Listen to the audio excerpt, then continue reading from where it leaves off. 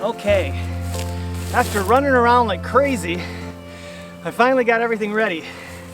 Now this hive is barely hanging on because it's on this massive limb.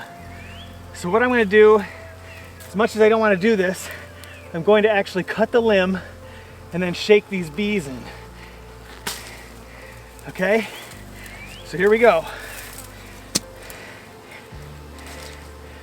Here we go, ready? 1, 2, 3.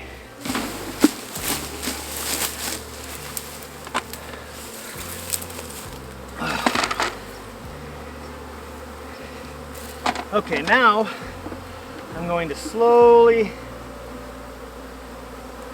put these in.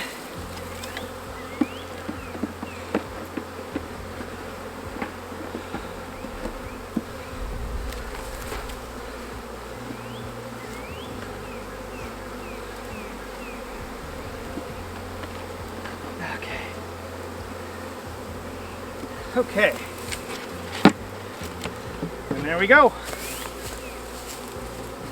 just like that.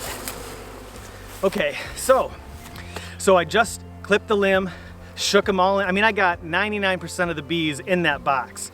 So what I'm going to do is I'm going to leave the box there because some of the bees will come out and start fanning, and the bees will either make it into the hive and accept the nuke, or they'll move on to a different hive.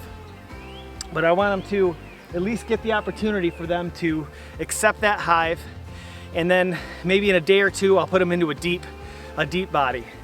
But that is a mated queen, and that means that we've already had, you know, we got to get through our hives and look out for swarms because we already got bees swarming.